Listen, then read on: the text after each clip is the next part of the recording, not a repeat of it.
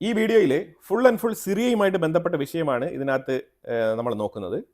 ഇതിൽ അബു മുഹമ്മദ് ജുലാനി അഥവാ അഹമ്മദ് അൽ ഷാര എന്ന് പറഞ്ഞ ഈ സിറിയൻ ഭരണാധികാരി, ഇയാളെക്കുറിച്ച് 2-3 വീഡിയോസ് ഞാൻ ഓൾറെഡി തന്നെ ചെയ്തിട്ടുണ്ട്. അതിൻ്റെ ഒരു കണ്ടിന്യൂവേഷൻ എന്നുള്ള നിലയിൽ ഇതിനെ നോക്കിക്കാണാം. എന്നാലും അമേരിക്കയുടെ ഡൊണാൾഡ് ട്രംപിൻ്റെ വിസിറ്റ് കഴിഞ്ഞ മെയ് 14 ഡൊണാൾഡ് ട്രംപും അൽ ഷാറയും തമ്മിൽ ഹാൻഡ് ഷേക്ക് ചെയ്ത് അവരൊരു മീറ്റിംഗ് നടത്തിയിട്ടുണ്ടായിരുന്നു. അതുമായിട്ട് ബന്ധപ്പെട്ട് അതിനെ തുടർന്ന് നടന്നുകൊണ്ടിരിക്കുന്ന അപ്പോൾ എങ്ങനെയാണ് അമേരിക്ക അഹമ്മദ് അൽ ഷാരയുടെ ലീഡർഷിപ്പിനെ ചോദ്യം ചെയ്യുന്നത് എന്നുള്ള വിഷയങ്ങളൊക്കെ നമ്മൾ ഇതിനകത്ത് നോക്കുന്നുണ്ട്. അപ്പോൾ ഇതിൽ നമ്മൾ പ്രധാനമായിട്ട് പറയേണ്ട കാര്യം, HTS എന്ന് പറയുന്നത് ഒരു സംഘടനയല്ല, ഏതാണ്ട് 10ഓളം സംഘടനകൾ, സലഫിസ്റ്റ് എക്സ്ട്രീം ലെവലിൽ ചിന്തിക്കുന്ന തീവ്ര നിലപാടുള്ള മതചിന്താഗതിയുള്ള സംഘടനകളുടെ കൂട്ടായ്മയാണ് ഈ HTS.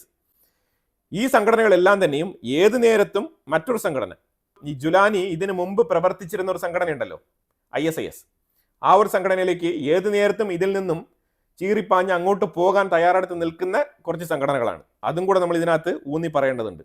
കാരണം ഇത് വേറെ ആരും ഇത് സംസാരിക്കത്തില്ല. അതുകൊണ്ട് തന്നെയാണ് നമ്മൾ ഈ വിഷയം സംസാരിക്കുന്നത്. അപ്പോൾ മെയ് 14 ഡൊണാൾഡ് ട്രംപിനെ മീറ്റ് ചെയ്ത ഈ ഒരു സെൽഫ് ഡിക്ലെയർഡ് സിറിയൻ പ്രസിഡന്റ്, ഞാൻ അങ്ങനെയാണ് പറയാൻ ഉദ്ദേശിക്കുന്നത്, സെൽഫ് ഡിക്ലെയർഡ് താൽക്കാലിക സിറിയൻ പ്രസിഡന്റ്, അതാണ് അഹമ്മദ് അൽ ഷാര. എക്സ്ട്രീം ഇസ്ലാമിക് കളക്ഷൻസ് ആയിട്ടുള്ള ഈ ഒരു സംഘടനകളുടെ കൂട്ടായ്മയായിട്ടുള്ള HTSന്റെ നേതാവായിട്ടുള്ള അഹമ്മദ് അൽ ഷാരയ്ക്ക് അമേരിക്ക കൊടുത്തൊരു പണി. അമേരിക്ക കൊടുത്ത പണി എന്താണ്? അമേരിക്ക വളരെ വ്യക്തമായിട്ട് ഞാൻ നിന്റെ സാങ്ഷൻസ് എല്ലാം ലിഫ്റ്റ് ചെയ്യാമെന്ന് പറഞ്ഞു.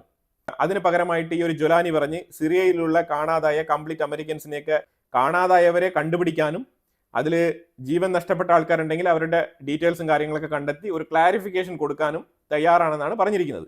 അപ്പോൾ അതുമായിട്ട് ബന്ധപ്പെട്ട കാര്യങ്ങളൊക്കെ മുന്നോട്ട് പോകുന്നതിൻ്റെ ഇടയ്ക്ക് അമേരിക്ക വേറൊരു പണി കൊടുത്തായിരുന്നു. അമേരിക്ക കൊടുത്ത പണി എന്ന് പറഞ്ഞാൽ, ഈ സിറിയൻ ഡെമോക്രാറ്റിക് ഫ്രണ്ട് എന്ന് പറഞ്ഞ SDF എന്ന് പറഞ്ഞ അമേരിക്ക പിന്തുണ കൊടുത്തുകൊണ്ടിരുന്ന ആ ഒരു ഏരിയയിൽ ഉണ്ടായിരുന്ന കംപ്ലീറ്റ് ബേസുകളും, അമേരിക്കൻ ബേസുകളും അമേരിക്ക ലിഫ്റ്റ് ചെയ്തുകൊണ്ട് പോയി.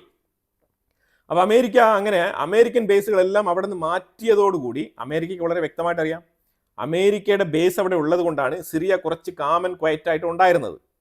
അമേരിക്കയുടെ ബേസ് അവിടെ നിന്ന് ലിഫ്റ്റ് ചെയ്ത് കഴിഞ്ഞാൽ അവിടെ വേറൊരു സംഘടന തലപൊക്കും.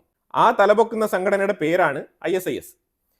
ഈ 2Iയും 2Sഉം ഉള്ള ഈ ഒരു സംഘടന സിറിയയിൽ 4 ദിവസങ്ങൾക്ക് മുമ്പ് ഒരു ആക്രമണം, അതുപോലെ തന്നെ വീണ്ടും 2 ദിവസങ്ങൾക്ക് മുമ്പ് ഒരു ആക്രമണം, ഇതിനെ തീവ്രവാദ ആക്രമണം എന്ന് പറയാം, അല്ലാന്നുണ്ടെങ്കിൽ അവർ തീവ്രവാദികൾ തമ്മിലുള്ള ആക്രമണം എന്ന് വേണമെങ്കിൽ വിശേഷിപ്പിക്കാം. ആ രീതിയിൽ 2 ആക്രമണം സിറിയക്കുള്ളിൽ സംഭവിച്ചിട്ടുണ്ട്. ഇത് രണ്ടും തന്നെ HTSനെതിരെയാണ് ഈ 2Iയും 2Sഉം ഉള്ള സംഘടന. അതായത് ജുലാനിയുടെ ഇതിന് മുമ്പ് ജുലാനി നയിച്ചിരുന്ന സംഘടനയിൽ നിന്നാണ് ഈ ഒരു ആക്രമണം ഇപ്പൊ ജുലാനിക്ക് നേരിടേണ്ടി വരുന്നത്. ഈ 2Iയും 2Sഉം ഉള്ള ഈ സംഘടന പറയുന്നത് ജുലാനി കാഫിറിന് തുല്യനാണെന്നാണ് പറയുന്നത്. അതിന്റെ കാരണം വേറെ ഒന്നുമില്ല, പൊളിറ്റിക്കൽ ലാഭത്തിന് വേണ്ടിയിട്ട് ഇസ്ലാമിനെ ഒറ്റുകൊടുത്ത ഒറ്റുകാരനാണെന്നാണ് അവർ പറയുന്നത്. ഇത് ഞാൻ പറയുന്നതല്ല കേട്ടോ, ഇത് ആ 2Iയും 2Sഉം ഉള്ള ആ തീവ്ര നിലപാടുള്ള പ്രസ്ഥാനത്തിന്റെ ആൾക്കാർ പറയുന്നതാണ് സിറിയയിലെ ഈ ജുലാനിയെ നോക്കിയിട്ട്. അപ്പൊ ഈ സാഹചര്യത്തിൽ അവർ പ്രഖ്യാപിച്ചു കഴിഞ്ഞു, ഈ HTSനെതിരെ ഞങ്ങൾ യുദ്ധം ചെയ്യും എന്ന് അവർ പ്രഖ്യാപിച്ചു കഴിഞ്ഞു. അപ്പൊ അതുകൊണ്ട് സംഭവിച്ചത്, അമേരിക്ക ഒരു സൈഡിലൂടെ സാങ്ഷൻസ് ലിഫ്റ്റ് ചെയ്തിട്ട് മറ്റേ സൈഡിലൂടെ അവരുടെ മിലിറ്ററിയും കാര്യങ്ങളെല്ലാം പിറക്കിക്കൊണ്ട് പോയതോടുകൂടി ജുലാനിയുടെ ലീഡർഷിപ്പിനെ ചോദ്യം ചെയ്യുന്ന രീതിയിൽ ജുലാനിയുടെ ലീഡർഷിപ്പ് ക്വാളിറ്റി എന്താണെന്നുള്ളത് അറിയാൻ വേണ്ടിയിട്ടുള്ള ഒരു സാഹചര്യം ഉണ്ടായിരിക്കുകയാണ്. ഇപ്പം ഏത് രീതിയിലാണ് അബു മുഹമ്മദ് ജുലാനി എന്ന് പറഞ്ഞ അഹമ്മദ് അൽ ഷാര സിറിയയെ മുന്നോട്ട് നയിക്കാൻ പോകുന്നത് എന്നതിനെക്കുറിച്ചുള്ള ഒരു പൂർണ്ണമായ വിലയിരുത്തൽ ഇനി വരും 1-2 മാസങ്ങളിൽ കൃത്യമായിട്ട് കാര്യങ്ങൾ വ്യക്തമായിട്ട് പുറത്തു വരുന്നതായിരിക്കും.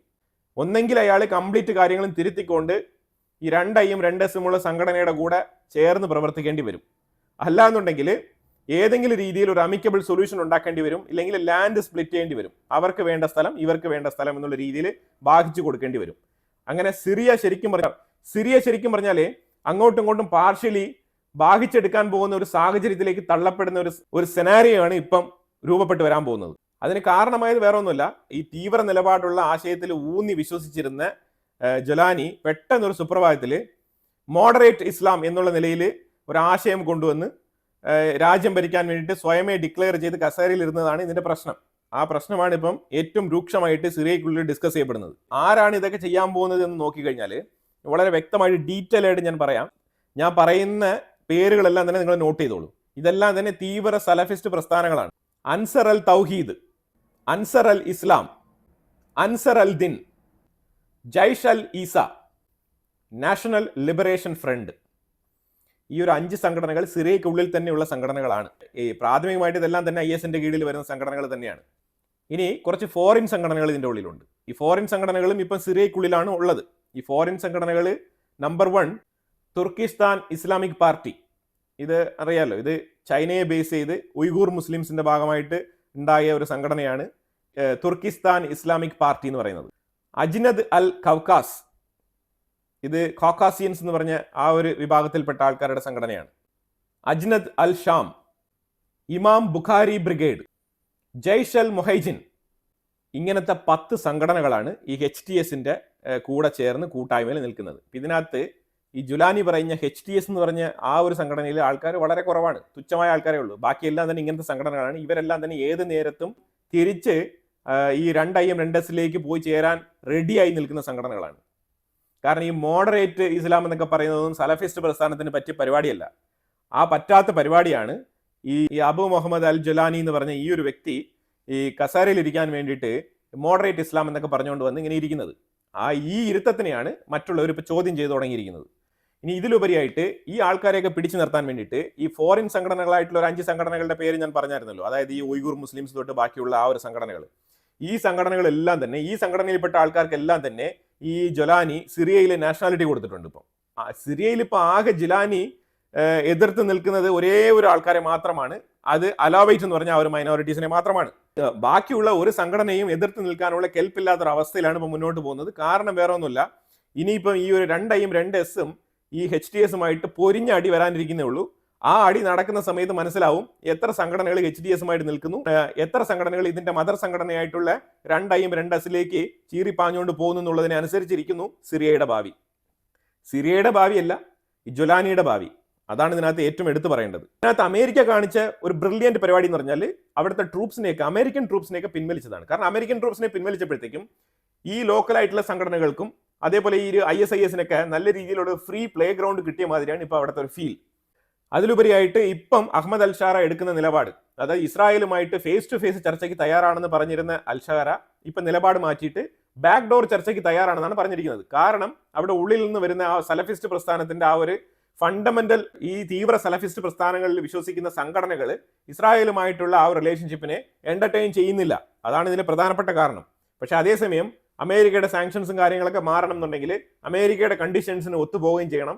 അവരുടെ നിർദ്ദേശങ്ങൾ ഫോളോ ചെയ്ത് ഇസ്രായേലുമായിട്ട് ഒരു എബ്രഹാം അക്കോർഡ് എന്നൊക്കെ പറഞ്ഞ് പല നാടകങ്ങളും ജുലാനി ഇറക്കിയിട്ടുണ്ടായിരുന്നു. പക്ഷെ അതൊക്കെ ജുലാനിക്ക് ഒറ്റയ്ക്ക് സക്സസ്ഫുൾ ആയിട്ട് മുന്നോട്ട് കൊണ്ടുപോകാൻ പറ്റുമോ എന്നുള്ളത് ജുലാനി തന്നെ അയാളുടെ സലഫിസ്റ്റ് വിശ്വാസത്തിനെ അടിയുറച്ചിരിക്കുന്ന ആ ഒരു ഫണ്ടമെന്റൽസിനടുത്ത് ചോദിക്കണം.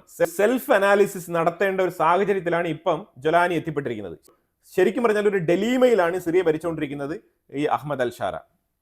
കാരണം ISIS വളരെ വ്യക്തമായിട്ട് സ്റ്റേറ്റ്മെന്റ് പറഞ്ഞിട്ടുണ്ട്, അഹമ്മദ് അൽഷാറ ഇസ്ലാമിനെ ബീട്രേ ചെയ്തു എന്നാണ് ഈ 2IM 2Sന്റെയും തീവ്രവാദ സംഘടനയുടെ സ്റ്റേറ്റ്മെന്റ്. അതാണ് ആ സ്റ്റേറ്റ്മെന്റിനെ ഡിപ്പെൻഡ് ചെയ്തുകൊണ്ടാണ് ഇവര് HTSനെ എതിർക്കാൻ തീരുമാനിച്ച് HTSനെതിരെ യുദ്ധപ്രഖ്യാപനം നടത്തിയിരിക്കുന്നത്. ഈ ISന്റെ ഫസ്റ്റ് ആക്രമണം സുവൈദ എന്ന് പറഞ്ഞ സ്ഥലത്താണ് അവർ നടത്തിയത്.